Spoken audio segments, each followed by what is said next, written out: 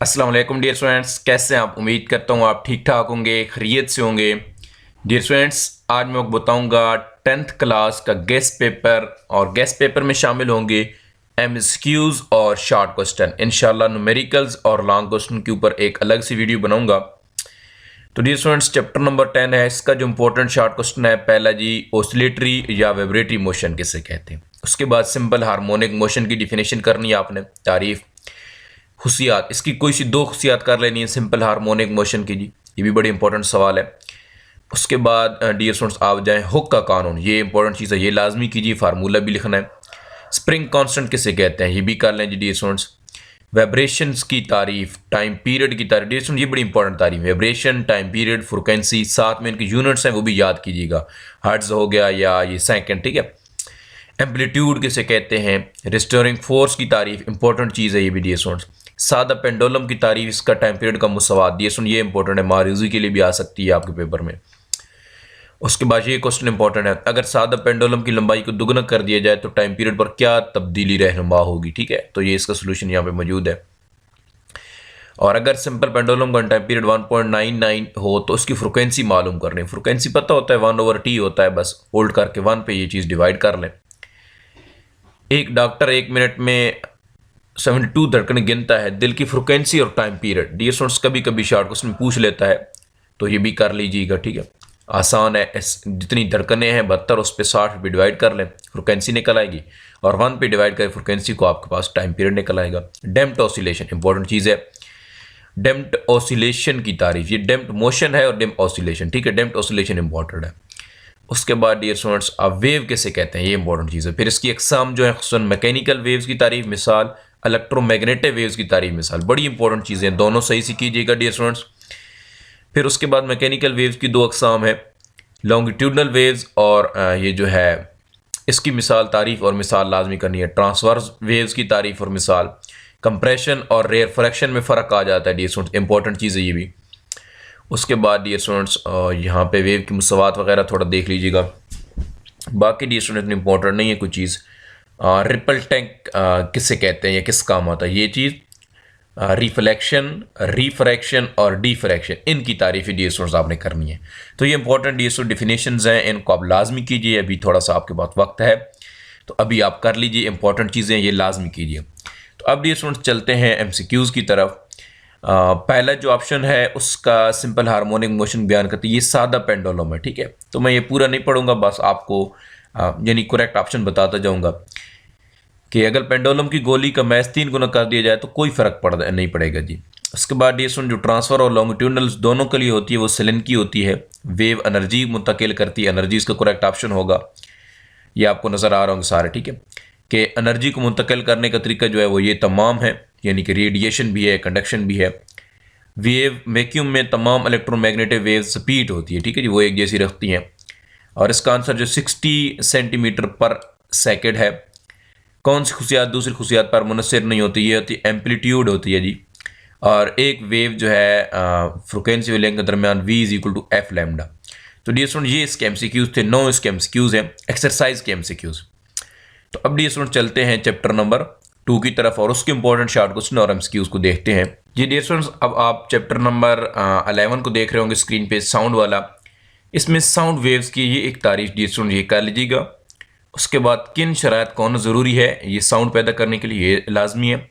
Sound waves को mechanical waves क्यों कहा जाता है, ये भी इंपॉर्टेंट शॉर्ट क्वेश्चन है। उसके बाद डियर स्टूडेंट्स साउंड की जो लाउडनेस से क्या मुराद है, ये चीज़ करें। और लाउडनेस पर जो असरअंदाज मामले हैं, ये डियर स्टूडेंट लॉन्ग क्वेश्चन के लिए भी इंपॉर्टेंट है।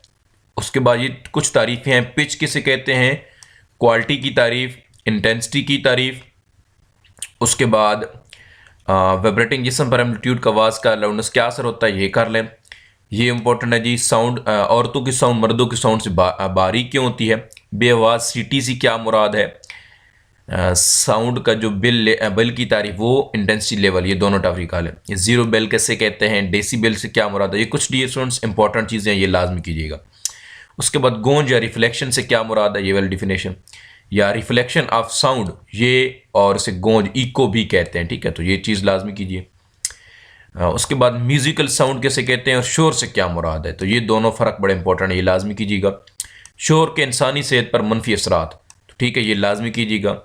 शोर की आलूदगी से क्या मुराद है, ठीक है, ये कीजिएगा। सूती निगहबानी की तारीफ और अहमियत कुछ एक दो लिख लें, ठीक है, पॉइंट्स जो हैं। बाज़गश्त किसे कहते हैं, बाज़गश्त, ये इंपॉर्टेंट चीज़ है, ये लाजमी कीजिएगा।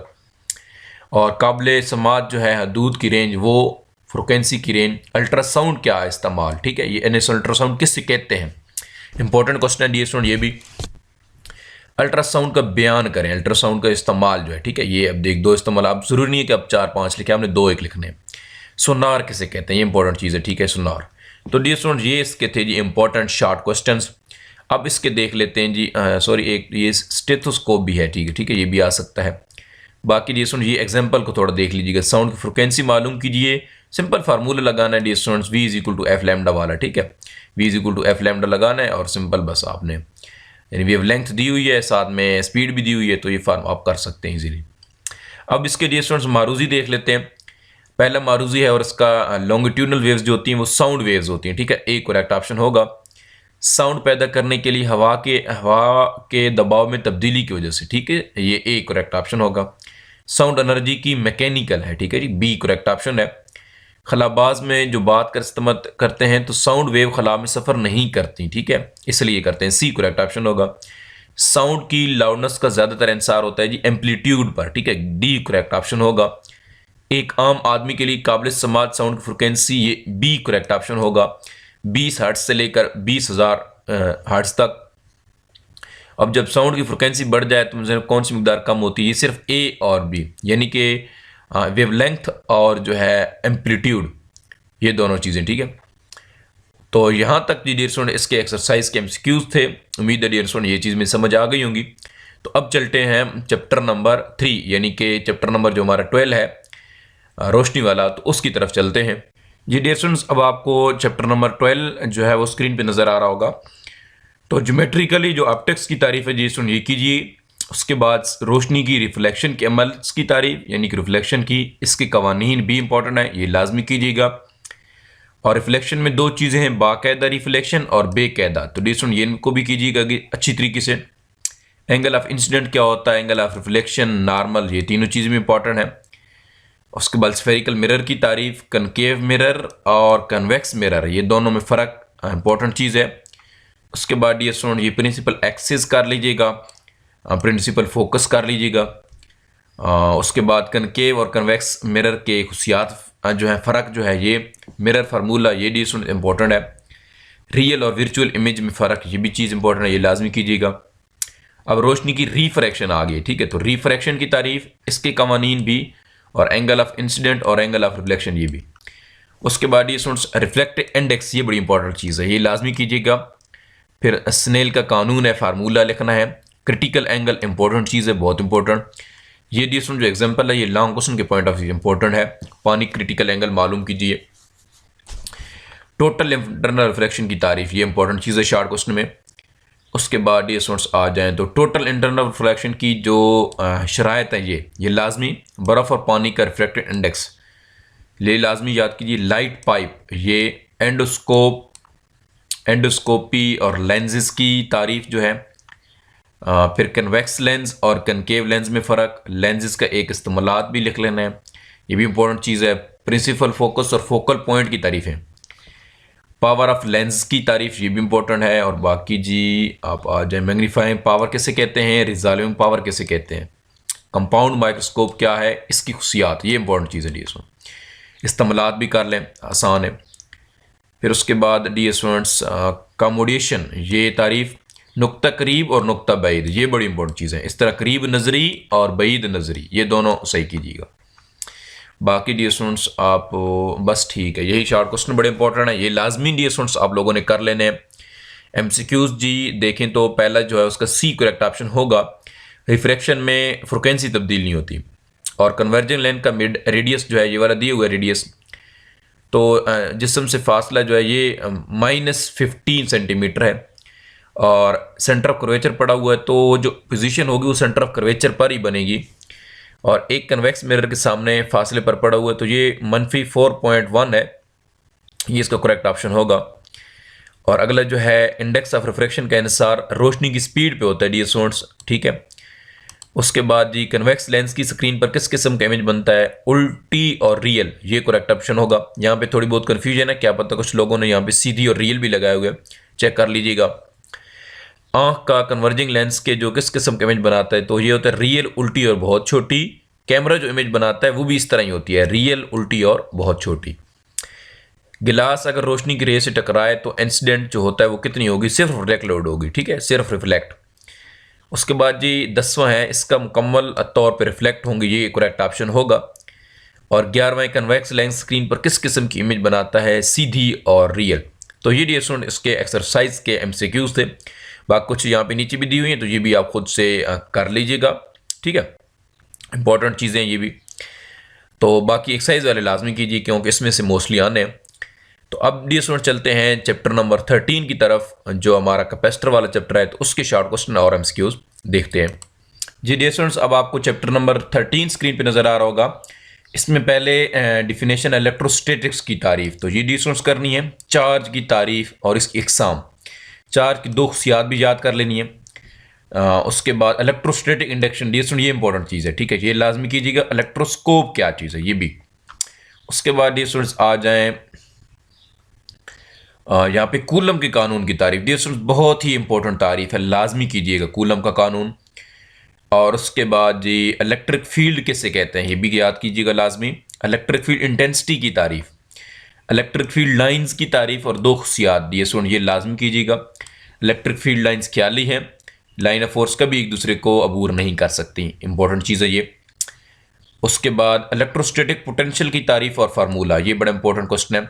वोल्ट की तारीफ, इसी की यूनिट है। पोटेंशियल डिफरेंस क्या होता है, ये भी इंपॉर्टेंट चीज़ है। कैपेसिटर की तारीफ, ये भी सही है। डाई इलेक्ट्रिक किसे कहते हैं, कैपेसिटेंस की तारीफ, ये भी इंपॉर्टेंट है डियर स्टूडेंट्स। कैपेसिटेंस का यूनिट फैरेड है और उसकी तारीफ, डियर स्टूडेंट ये भी इंपॉर्टेंट चीज़ है, लाजमी कीजिएगा। कैपेसिटर को जोड़ने के तरीके, इनके फार्मूले याद कर लें, यानी कि पैरेलल तरीके का और सीरीज तरीके का। वेरिएबल और फिक्स कैपेसिटर में क्या फ़र्क है, बड़ा इंपॉर्टेंट क्वेश्चन, ये सुनिए भी। उसके बाद कैपेसिटर के कुछ इस्तेमालात जी हैं, ये कर लीजिएगा। उसके बाद हाँ, ये पेपर कैपेसिटर, अब्रक कैपेसिटर, इलेक्ट्रोस्टैटिक कैपेसिटर और रेडियो कैपेसिटर, ये सारे अच्छी तरीके से इनको कीजिएगा, बड़ी इंपॉर्टेंट चीज़ें हैं, लाजमी। उसके बाद आसमानी बिजली क्या होती है, ये थोड़ा याद कर लीजिएगा इसको जी। बस यही डियर स्टूडेंट इसके इंपॉर्टेंट शॉर्ट क्वेश्चन है, इनको अच्छी तरीके से तैयार कीजिए। तो अब इसके MCQs की तरफ बढ़ते हैं। तो डियर स्टूडेंट्स पहला MCQs है, एक पॉजिटिव इलेक्ट्रिक चार्ज दूसरे इलेक्ट्रो पॉजिटिव चार्ज को दफा करता है, बी करेक्ट ऑप्शन होगा। आपकी बुक में भी इसी तरह ही पैटर्न है, आप चेक कर लीजिएगा वहाँ पे। एक जिस्म दूसरे जिस्म को रगड़ने पर बहुत ज़्यादा क्या आ जाता है, नेगेटिव तौर पे चार्ज, ठीक है, तो इसको बी करेक्ट ऑप्शन होगा। और दो गैर अजसाम ए और बी को आपस में रगड़ा जाए, तो ये जी सी इसका करेक्ट ऑप्शन होगा, नेगेटिव तौर पे चार्ज हो जाता है।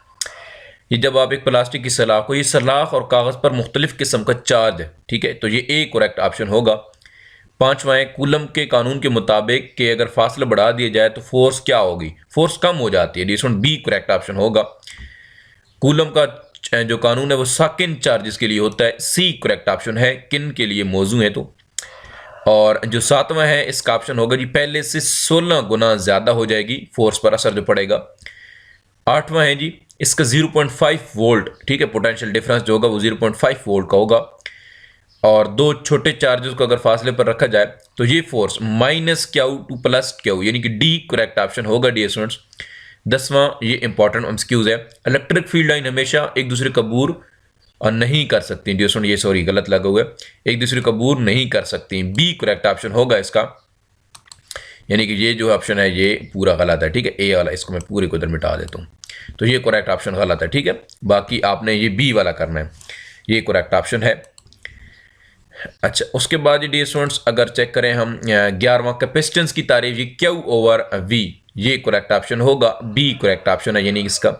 तो ये थे डियर स्टूडेंट्स चैप्टर नंबर 13 के इंपॉर्टेंट शॉर्ट क्वेश्चन और उसके MCQs। तो अब डियर स्टूडेंट्स चलते हैं चैप्टर नंबर 15 की तरफ। जी डियर स्टूडेंट्स, अब आपको chapter number 14 current electricity screen पे नजर आ रहा होगा। इसमें पहले डिफिनेशन है इलेक्ट्रिक करंट की, इंपॉर्टेंट डिफिनेशन है, इसका यूनिट भी कर लेना है, इसका फार्मूला भी। एम्पेयर की तारीफ, इसका भी डियर स्टूडेंट फार्मूला कर लेना है। करंट के बड़े और छोटे यूनिट्स कौन से हैं, ठीक है। करंट की अकसाम फिर बयान करनी है, कन्वेंशनल करंट और इलेक्ट्रॉनिक करंट, ये लाजमी कर लेना है।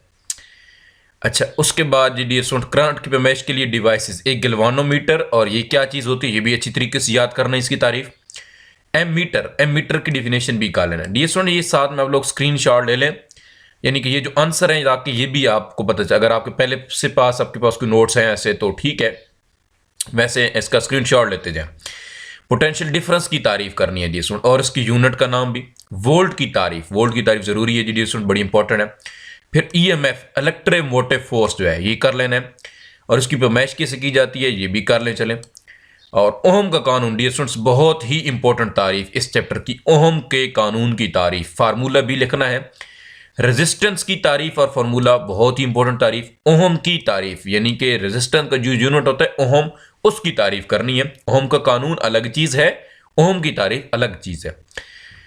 उसके बाद ये स्टूडेंट्स, करंट को मापने के लिए एमीटर को हमेशा सीरीज में क्यों लगाया जाता है, और वोल्टेज को मिकदार के लिए हमेशा पैरेलल क्यों लगाया जाता है, ये दोनों इंपॉर्टेंट क्वेश्चन है। सेल और बैटरी में क्या फर्क है, ओहमिक और नॉन ओहमिक कंडक्टर कौन से होते हैं जी, ये लाजमी कीजिएगा। स्पेसिफिक रेजिस्टिविटी या रेजिस्टिविटी, ये इंपॉर्टेंट चीज है, ये लाजमी कीजिएगा। कंडक्टर और इंसुलेटर में फर्क, ये भी इंपॉर्टेंट क्वेश्चन है, एक शॉर्ट क्वेश्चन। उसके बाद रेजिस्टर की सीरीज जोड़ की दो खुशियात और पैरेलल सर्किट के जोड़ की दो खुशियात, ठीक है जी।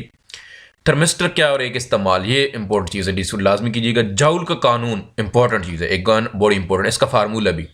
इलेक्ट्रिकल एनर्जी की तारीफ, ये भी इंपॉर्टेंट चीज़ है। उसके बाद इलेक्ट्रिक पावर की तारीफ और इसका फार्मूला बहुत इंपॉर्टेंट। किलोवाट आवर की तारीफ और कीमत लिखें, ये मारूजी के लिए भी आ सकता है डियर स्टूडेंट्स। उसके बाद साबित कीजिए डियर स्टूडेंट, ये शॉर्ट क्वेश्चन भी बड़ा इंपॉर्टेंट चीज़ है, ये लाजमी कीजिएगा, आप लोगों ने लाजमी करना है।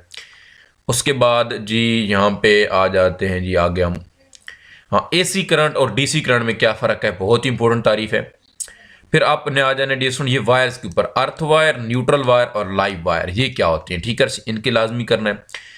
फ्यूज़ और सर्किट ब्रेकर में क्या फ़र्क है डियर स्टूडेंट, ये बड़ा इंपॉर्टेंट चीज़ है। फ्यूज़ के इस्तेमालात, ठीक है, ये भी कर लेना है।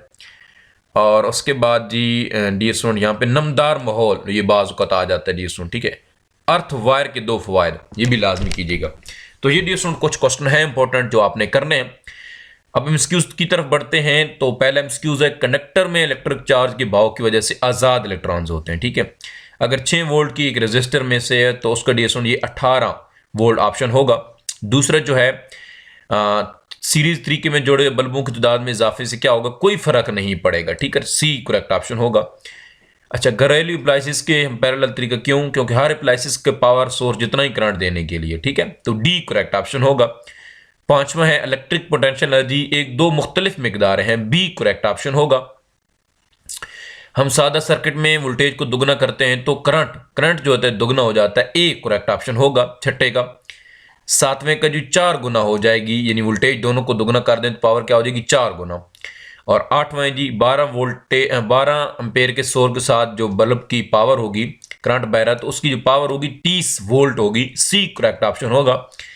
9वें का डिस्टेंस 4 ओम जो है ओम, ये करेक्ट ऑप्शन होगा। मजमू जो है रेजिस्टेंस का, बी यानी कि करेक्ट ऑप्शन होगा। तो यहां तक कि डियर स्टूडेंट ये थे एक्सरसाइज के जो एमसीक्यूज हैं आपकी बुक के। तो अब चलते हैं जी इसके चैप्टर नंबर 15 के शॉर्ट क्वेश्चन की तरफ और उसके एमसीक्यूज की तरफ। जी डियर स्टूडेंट्स, अब आपको चैप्टर नंबर 15 के शॉर्ट क्वेश्चन, ये चैप्टर नंबर 15 स्क्रीन पे नजर आ रहा होगा, इलेक्ट्रोमैग्नेटिज्म। तो इलेक्ट्रोमैग्नेटिज्म की तारीफ डियर स्टूडेंट्स करनी है, मैग्नेटिक फील्ड से क्या मुराद है और ये किस तरह मालूम की जाती है, ये इंपॉर्टेंट चीज़ है, ये लाजमी करना है। एमआरआई से क्या मुराद है, ये रावलपिंडी बोर्ड में आ चुका है शॉर्ट क्वेश्चन। उसके बाद इलेक्ट्रोमैग्नेट जो है ये, और सोलोनाइड की मैग्नेटिक लाइन ऑफ फोर्स कैसे मालूम की जा सकती है। उसके बाद ये मैग्नेटिक फोर्स को किस तरीके से बढ़ाया जा सकता है, ठीक है, ये 9वां क्वेश्चन सवाल है जो फिल्मिंग के बाएं हाथ का असूल, बड़ा इंपॉर्टेंट शॉर्ट क्वेश्चन, बड़ा ही इंपॉर्टेंट शॉर्ट क्वेश्चन। मोटर और जनरेटर में फ़र्क। उसके बाद आर्मेचर किसे कहते हैं, आर्मेचर पर अमल करदा फोर्सेस किन तरीकों से बढ़ाई जा सकती हैं। डीसी मोटर का असूल लिखना है, इंपॉर्टेंट चीज़ है। डीसी मोटर में स्प्लिट रिंग्स का क्या काम है। एसी जनरेटर का असूल, इलेक्ट्रोमैग्नेटिक इंडक्शन की तारीफ, ये लगातार इंपॉर्टेंट तारीफ है, ठीक है। फैराडे का कानून, इंड्यूस ईएमएफ पर असरअंदाज अवामिल बयान कीजिए। उसके बाद आप आ जाएं तो लेंजेस का कानून, ठीक है, ये इंपॉर्टेंट है। म्यूचुअल इंडक्शन और ट्रांसफर से क्या मुराद है। ट्रांसफ़र के कुछ इस्तेमालात, इसके दो चीज़ें, स्टेप अप ट्रांसफार्मर और स्टेप डाउन ट्रांसफार्मर, ये दोनों चीज़ें अच्छी तरीके से कीजिएगा। आइडियल ट्रांसफार्मर क्या होता है, ठीक है, ये भी सही से कीजिएगा। उसके बाद जी रेले किस काम आता है, ये भी इंपॉर्टेंट चीज़ है डी स्टूडेंट। तो ये इंपॉर्टेंट शॉर्ट क्वेश्चन थे, छोटा सा चैप्टर है ये। एमसीक्यूज देखें तो पहले का डी करेक्ट ऑप्शन होगा, अकेला मैग्नेट पोल अपना वजूद बरकरार नहीं रख सकता। दूसरा, एक बार मैग्नेट के मैग्नेटिक फील्ड को उसकी सिमत क्या हो सकती है, मैग्नेटिक फील्ड लाइंस नहीं होती, डी करेक्ट ऑप्शन होगा। तीसरे का मैग्नेटिक फील्ड की मौजूदगी का पता लगाया जाता है मैग्नेटिक नीडल से, यानी कि डी करेक्ट ऑप्शन होगा। और उसके बाद जो चौथा है इसका करेक्ट ऑप्शन होगा बढ़ेगी, ए करेक्ट ऑप्शन होगा। ये फोर्स क्या होगी, यानी कि फोर्स क्या होगी, बढ़ेगी। डीसी मोटर तब्दील करती है इलेक्ट्रिकल एनर्जी को मैकेनिकल एनर्जी में, सी करेक्ट ऑप्शन होगा। और छठे का स्प्लिट रिंग्स, इसका करेक्ट ऑप्शन है डी, यानी कि डीसी मोटर का कौन सा हिस्सा जो है आधे साइकिल के बाद, ठीक है।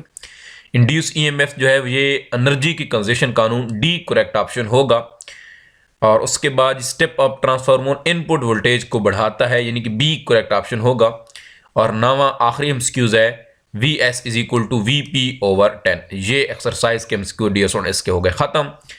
तो अब चलते हैं हम चैप्टर नंबर 16 की तरफ और उसके इंपॉर्टेंट शॉर्ट क्वेश्चन और एमसीक्यूज को देखते हैं। जी डियर स्टूडेंट्स, अब आपको चैप्टर नंबर 16 स्क्रीन पे नज़र आ रहा होगा, बुनियादी इलेक्ट्रॉनिक्स। तो इलेक्ट्रॉनिक्स की तारीफ डियर स्टूडेंट्स इंपॉर्टेंट है, थर्मल मोशन की तारीफ जी इंपॉर्टेंट है, इमिशंस की, सीआरओ यानी कि थोड ओलिस्कोप, ये इंपॉर्टेंट चीज़ है, इसके हिस्सों के नाम भी, और इसमें जो है फ्लोरेसेंट स्क्रीन के बारे में आ सकता है, सीआरओ के इस्तेमालात, ये बड़ी इंपॉर्टेंट चीज़ है, ठीक है, ये लाजमी कीजिएगा। एनालॉग मकदारें किसे कहते हैं, मिसालें दें, और एनालॉग इलेक्ट्रॉनिक्स से क्या मुराद है, ये इंपॉर्टेंट चीज़ है। डिजिटल मकदारें और डिजिटल इलेक्ट्रॉनिक्स, ये दोनों चीज़ें। एनालॉग सिग्नल से क्या मुराद है, डिजिटल सिग्नल से क्या मुराद है, ठीक है। तो analog to digital converter ADC की तारीफ, ठीक है, digital to analog converter DAC की तारीफ। डिजिटल इलेक्ट्रॉनिक्स के इस्तेमालात हैं, बाइनरी वेरिएबल्स की तारीफ, ट्रुथ टेबल इंपॉर्टेंट चीज़ है डियर स्टूडेंट्स। अलजबर ऑफ लॉजिक्स किसे कहते हैं, ठीक है, स्टेटिक्स, लॉजिक स्टेटिक्स से क्या मुराद है। ये यूनिवर्सल गेट जो है ये डियर लाजमी कीजिएगा। एंड गेट, इसकी तारीफ भी, ट्रुथ टेबल भी। आर गेट, इसकी अलामत जो है ट्रुथ टेबल, मुसवात। नॉट गेट हो गया, इस तरीके से नैंड गेट हो गया, ये सारे डियर स्टूडेंट्स इंपॉर्टेंट है। नॉर गेट, और उसके बाद ये डियर स्टूडेंट्स ये जो ऑपरेशन वगैरह हैं, एंड ऑपरेशन, नॉर ऑपरेशन, ठीक है, ये है बस। तो ये कुछ इस जो है चैप्टर्स की इंपॉर्टेंट चीज़ें हैं। एमसीक्यूज देख लें तो पहला जी डियर स्टूडेंट इसका डी करेक्ट ऑप्शन है, थर्मोनिक एमिशन, मेटल गर्म करने से इलेक्ट्रॉन खारिज हों कहलाता है। कि थोड़ की सतह से खारिज होते हैं इलेक्ट्रॉन्स। और ये जो गेट की अलामत नजर आ रही है ये नैंड गेट की अलामत है। कौन सा गेज इस्तेमाल करें तो आउटपुट एक जैसी होगी, नॉट गेट्स। और इसका सी करेक्ट ऑप्शन होगा ए बी ज़ीरो और बी भी ज़ीरो पांचवें का। छठे का जो ऑप्शन है वो ए करेक्ट ऑप्शन होगा B one A one. NOT gate की आउटपुट ज़ीरो होगी, इसका भी बी करेक्ट ऑप्शन होगा, बी वाला कि बी वन और ए one.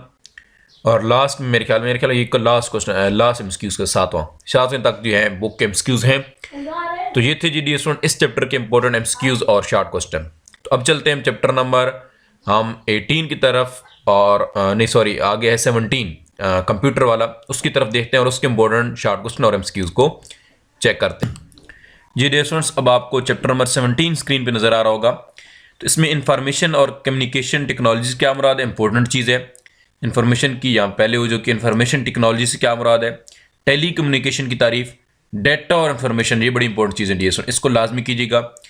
Computer based information system CBIS, ये जो इंपॉर्टेंट इसके हिस्से हैं ये लाजमी। हार्डवेयर, सॉफ्टवेयर, तरीक़ार, अफराद, ये सारे जी थोड़ी थोड़ी डियर स्टूडेंट इनको करना है लाजमी। इंफॉर्मेशन की भाव से क्या मुराद है। उसके बाद डियर स्टूडेंट्स आपने कर लेनी है सेल फोन और फोटो फोन में फ़र्क क्या है, और BSS और MSC, ठीक है, किन अल्फाज का मुख़फ़्फ़फ़ है ये। रेडियो वेव से क्या मुराद है, ऑप्टिकल फाइबर से क्या मुराद है, इंपॉर्टेंट चीज़ है। कंप्यूटर क्या है, ये बड़ी इंपॉर्टेंट चीज़ है। CPU से क्या मुराद है। हार्डवेयर और सॉफ्टवेयर में क्या फ़र्क है, बहुत इंपॉर्टेंट चीज़। कंप्यूटर के इस्तेमालात कोई 2-3 कर लेने हैं। अच्छा, सुपर कंप्यूटर से क्या मुराद है, बड़ी इंपॉर्टेंट चीज़ है। उसके बाद लैपटॉप की अहमियत जो है, लैपटॉप की अहमियत बड़ा इंपॉर्टेंट चीज़ है। प्राइमरी और सेकेंडरी मेमोरी में फ़र्क लिखें, ठीक है, तो ये इंपॉर्टेंट चीज़ है। रैम और रोम में फ़र्क बयान करें। ये बड़ा इंपॉर्टेंट शॉर्ट क्वेश्चन है, बहुत ही important short question the student ये वाला। उसके बाद जी compact disk, hard disk, flash driver, floppy disk, ये बड़ी इंपॉर्टेंट चीज़ है। उसके बाद जी यहाँ पे आ जाए मैग्नेटिक डिस्क भी है। इलेक्ट्रिक बैंकिंग किसे कहते हैं, इलेक्ट्रॉनिक बैंकिंग। वर्ड प्रोसेसिंग, ये भी बस थोड़ा सा याद कर लीजिएगा। डेटा मैनेजमेंट्स की तारीफ, इंटरनेट की क्या तारीफ है, ये बड़ी इंपॉर्टेंट चीज़ है डी स्टूडेंट। उसके बाद जी ब्राउज़र्स क्या हैं और मार्केट में इस्तेमाल होने वाले कुछ ब्राउज़र्स के नाम आ जाता है बाज़ औक़ात। ईमेल के फ़वाइद, ठीक है, ये 2 एक फ़वाद 3 लिख दीजिएगा। बाकी ई कॉमर्स से क्या मुराद है ये लाजमी कीजिएगा, और एटीएम से क्या मुराद है, ठीक है, ऑटोमेटिक टेलर मशीन। तो ये डी स्टूडेंट इसके इंपॉर्टेंट शॉर्ट क्वेश्चन थे। अब इसके एमसीक्यूज़ को देख लें। पहला है जी इसका प्रोसेस डेटा, करेक्ट ऑप्शन होगा। दूसरे का माइक्रोवेव्स, करेक्ट ऑप्शन होगा ए। और तीसरा जो एमसीक्यूज़ है कंप्यूटर का बुनियादी ऑपरेशन, ये ए और सी। और किसी भी कंप्यूटर का दिमाग सीपीयू होता है, सी करेक्ट ऑप्शन होगा। पांचवें का जी डी करेक्ट ऑप्शन होगा, इकट्ठा करना।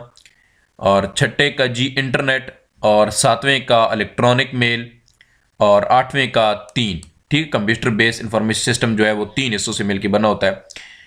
तो ये करेक्ट ऑप्शन, सॉरी ये 3 नहीं है, सॉरी मेरे ख्याल में यहाँ पे ये 5 है, ये चेक कर लीजिएगा इसको, ये 5 करेक्ट ऑप्शन है, ठीक है। इस 5 को सर्कल कर लें आप लोग, ठीक है। तो ये 5वां जो है ये करेक्ट ऑप्शन होगा इसका, ठीक है। तो इसके लिए स्टूडेंट्स हो गए एमसीक्यूज और शॉर्ट क्वेश्चन भी। तो अब चलते हैं हम चैप्टर नंबर 18 यानी कि लास्ट जो चैप्टर है हम उसके। जी स्टूडेंट्स, तो अब आपको चैप्टर नंबर 18 स्क्रीन पे नजर आ रहा होगा। एटम और न्यूक्लियस किसे कहते हैं, इंपॉर्टेंट तारीफ है। एटॉमिक नंबर की तारीफ, फार्मूला, एटॉमिक मास की तारीफ, उसके बाद आइसोटोप्स की डी स्टूडेंट तारीफ इंपॉर्टेंट है। यहाँ पे हाइड्रोजन के आइसोटोप्स इंपॉर्टेंट है, ये लाजमी कीजिएगा। नेचुरल रेडियोएक्टिविटी और रेडियोएक्टिव एलिमेंट्स, आर्टिफिशियल और नेचुरल रेडियोएक्टिव में क्या फ़र्क है, ये भी इंपॉर्टेंट चीज़ है। उसके बाद डियर स्टूडेंट्स अल्फ़ा पार्टिकल्स, इनकी खुशियात, उसके बाद बीटा पार्टिकल उनकी खुशियात, और गैमा पार्टिकल उनकी खुशियात, ये लाजमी कीजिएगा डियर स्टूडेंट्स। बैकग्राउंड रेडिएशन से क्या मुराद है, ठीक है, कॉस्मिक रेडिएशन भी होती है और बैकग्राउंड रेडिएशन, ये दोनों बड़ी इंपॉर्टेंट चीज़ है। न्यूक्लियर ट्रांसमुटेशन की तारीफ। उसके बाद डियर स्टूडेंट ये अल्फा डीके बीटा डीके ये लॉन्ग के लिए इंपॉर्टेंट है। एनाइजेशन, एनाइजेशन से क्या मुराद है, पेनिट्रेटिंग पावर की तारीफ, बड़ी इंपॉर्टेंट चीज़ है ये दोनों। हाफ लाइफ डियर स्टूडेंट बहुत इंपॉर्टेंट तारीफ, हाफ लाइफ की तारीफ बहुत ही इंपॉर्टेंट तारीफ है। उसके बाद जी यहाँ पे क्याम पजीर और गैर क्याम पजीर न्यूक्लाई, ये सही से कीजिएगा। ट्रेजर्स क्या होते हैं, इनके इस्तेमालात, ये थोड़ा सा कर लीजिएगा। फिर कार्बन डेटिंग में रेडियो एक्टिव का इस्तेमाल जो है ये थोड़ा सही कर लीजिएगा। न्यूक्लियर फिशन रिएक्शन की तारीफ और न्यूक्लियर फ्यूजन रिएक्शन, ये दोनों बड़ी इंपॉर्टेंट चीज़ें हैं। कंट्रोल फिशन रिएक्शन कैसे किया जाता है या कंट्रोल रिएक्शन की तारीफ, बड़ी इंपॉर्टेंट चीज़ है ये भी। इलेक्ट्रॉन वोल्ट क्या है। उसके बाद जी डियर स्टूडेंट रेडिएशन के खतरात में से बस 1-2 याद कर लीजिएगा आप लोग, ठीक है। तो ये थे डियर स्टूडेंट इसके शॉर्ट क्वेश्चन और एमसीक्यूज को देख लें। पहले का जी एटॉमिक मास, यानी कि ऐसे एलिमेंट जिनका टाइम्स हो, जिनका मुख्तलिफ क्या होता है एटॉमिक मास, और इसमें न्यूट्रॉन की तादाद होती है 146। किस पेनिट्रेटिंग जो ये गैमा रेज की ज़्यादा होती है, और 2 कम हो जाएगा, ठीक है। ये चौथे का जो है एटॉमिक नंबर पे क्या असर पड़ेगा, 2 कम हो जाएगा। पांचवें में आइसोटोप 1 दिन है तो 1/4, ठीक है, 1/4 जो है वही करेक्ट ऑप्शन है। छठे का 93 कि 93 बाकी रह जाएंगे प्रोटॉन। और सूरज के नज़दीक ये न्यूक्लियर फ्यूजन के जरिए, ठीक है, तो बी करेक्ट ऑप्शन होगा। और 8वें का ए करेक्ट ऑप्शन होगा, न्यूक्लियर एनर्जी खारिज होगी, ठीक है। और 9वें का जब पौधे और मर जाते हैं तो ताज़ा कार्बन डाइऑक्साइड तर्क कर देते हैं, यानी कि बी करेक्ट ऑप्शन होगा। तो ये डियर स्टूडेंट्स यहाँ पे इसके हो गए ख़त्म शॉर्ट क्वेश्चन भी और एमसीक्यूज भी। तो उम्मीद है डियर स्टूडेंट्स आपको ये वीडियो अच्छी लगी होगी। अगर अच्छी लगी है तो दोस्तों के सामने भी शेयर कर दीजिएगा। तो इसके मुताबिक इंशाल्लाह तैयारी कीजिए। नेक्स्ट वीडियो में इंशाल्लाह मैं लॉन्ग क्वेश्चन और न्यूमेरिकल्स भी आपको बताऊंगा इंपॉर्टेंट एग्जाम के पॉइंट ऑफ व्यू से। तो मिलते हैं अपने नेक्स्ट वीडियो में। अपना बहुत सारा ख्याल रखिएगा। अल्लाह हाफिज़।